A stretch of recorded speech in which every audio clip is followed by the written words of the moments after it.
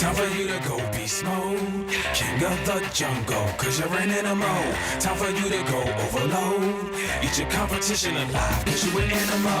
What's my competition? Only me. Go head to head with my enemies and smashing the smithereens. Calisthenics burning calories. Bring that fire ready to blow up. Now we're the kerosene. You're a fighter, never gonna give up, never gonna back down. Get up, get up, get up, get up.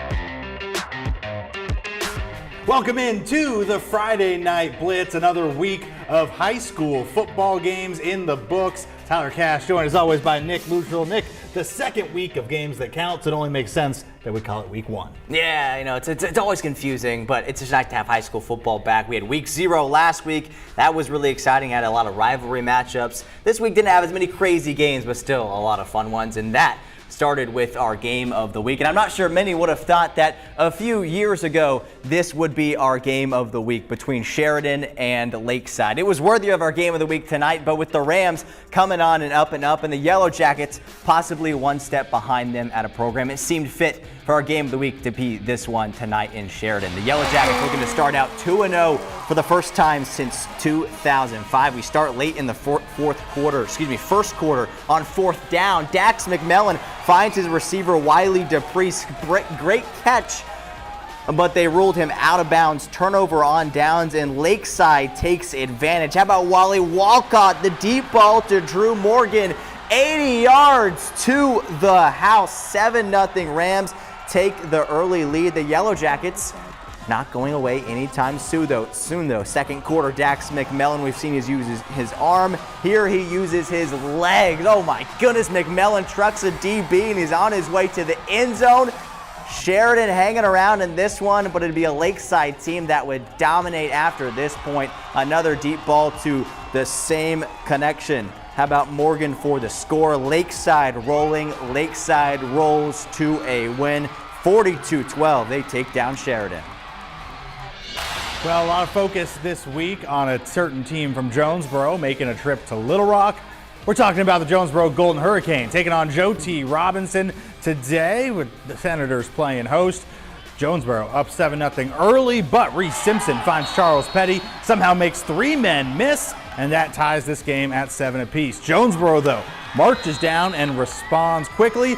It's 14-7 Golden Hurricane. Ensuing kickoff, and trust me here, Hakeem Frampton takes the kickoff, reverses field, gets the blocks he needs, finds the sideline, and then he finds daylight. There's a reason this man has offers from pretty much every college football program you could imagine. His kick return ties the game at 14 apiece. Next Jonesboro possession, third down, but it's Josiah Warrior Benson with the sack, and that gives Robinson the ball, and this man, the deuce is loose. Deuce Williams rumbles 35 yards for a score to give Joe T a lead that they would not relinquish. This one got real tight late, but it's Robinson advancing to 2-0 with a 1-point win.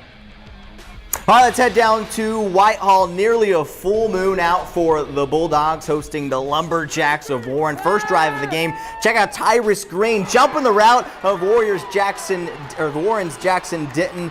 Does he have the legs to make it a pick six? Not quite. And give credit to the Warren defense coming up strong. And then the Warren defense blocking the easy field goal by Whitehall. Lumberjacks take over at their own 15-yard line, and then they go to work. Denton finds his go-to target, Josiah Steen. Steen, maybe the next great product from a wide receiver perspective to come out of Warren. He turns on the Jets. He is gone. Second quarter action. Lumberjacks offense clicking again, this time on the ground, and it's Aaron Davis muscling his way from short distance. Warren was up 28-0. Whitehall, give them credit, they fought their way, but the Lumberjacks get the win 28-14.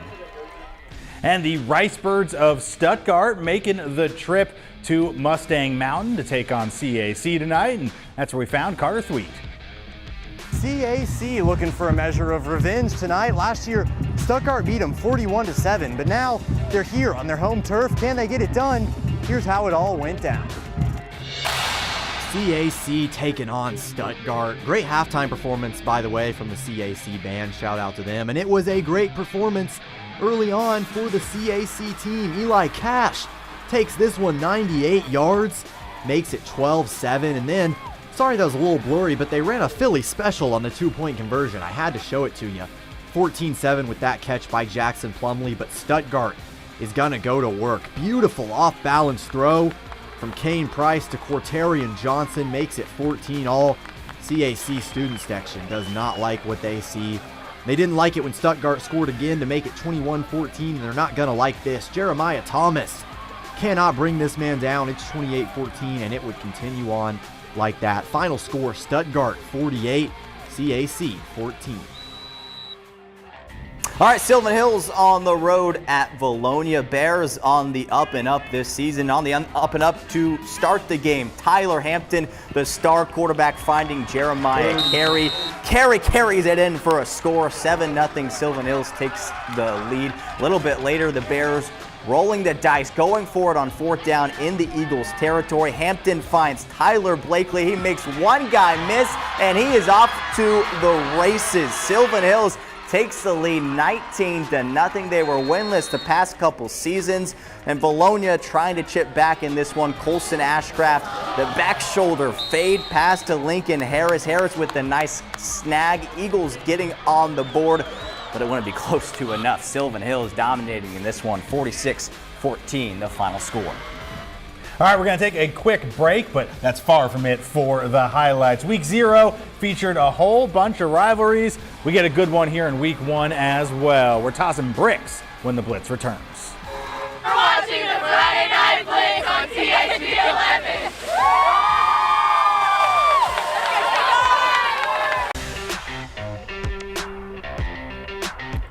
Welcome back to the Friday Night Blitz. Nick Luttrell and Tyler Cass. We had Week 0 of high school football last week, Week 1 this week. Last week we saw a lot of big rivalry games. This week not as much, but one in particular. Yeah, it feels like we're doing them all Week 0 or Week 10 these days. Yeah. But Week 1, we got the Brick Bowl, which means it's time to head out to Malvern, where they're playing host to Glen Rose. And we mentioned earlier in the show, heavy hearts in Malvern tonight, but a football game to play, and that's the way everyone would want it. And early on, Glen Rose backed all the way up into their own end zone, and it's only going to get worse.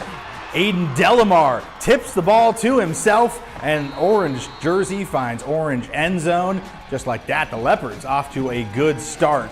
Delamar, though, trying to prove he can do it on both sides of the football. He saw the pick 6. Here he comes as a wide receiver, but the ball is punched out. Beavers land on it. It's Glen Rose football, and they're going to make something of it. Gage Hood, wide snap, manages to get his hand on it. Good thing he does. Finds Parker Davis across the middle. He finds a whole lot of open field before he's finally taken down deep into Malvern territory, and then Hood finishes the drive off himself. Goes right in, basically untouched to the end zone, and here's where Glen Rose starts to roll a little bit. Malvern trying to respond, but Damian Stevens sits back and gets the interception. The Beavers take this rivalry game 35-21, the final. All right, let's come back to the capital city now. Little Rock Southwest hosting Lake Hamilton in Griffin territory. THV 11's Maya Ellison gives us a look at both teams searching for their first wins of the season. Well, you can't have football season without a band. Little Rock Southwest coming in, giving us the energy we need to kick off Week 1 of high school football right here in Arkansas. The Griffins face Lake Hamilton, and let's just say the action didn't disappoint.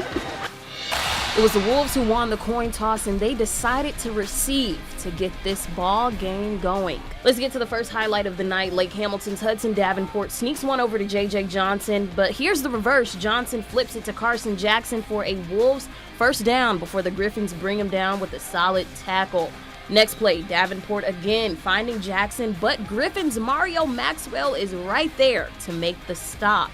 Still, the Wolves struck first. Davenport with the toss to Jackson. Jackson fighting his way to the end zone. A little stiff arm action and in for the touchdown. Wolves are on the board. When the Griffins had the ball, they tried to get the run game going but couldn't break through the Wolves' defense. Lake Hamilton wasn't done. Jace Bohannon delivers a slick pass to Coy Autry for another Wolves score. The Griffins kept battling. Here's Derek Vassar Jr. with a little juke action right around that Wolves defense. And listen, he wasn't going down without a fight, but it wasn't enough. The Wolves answered right back. Wolves' J.J. Johnson came in with that save. The Wolves will go on to score again. Davenport launching that deep ball to Carson Jackson. He's gone with the win. Lake Hamilton leaving the night with its first win of the season.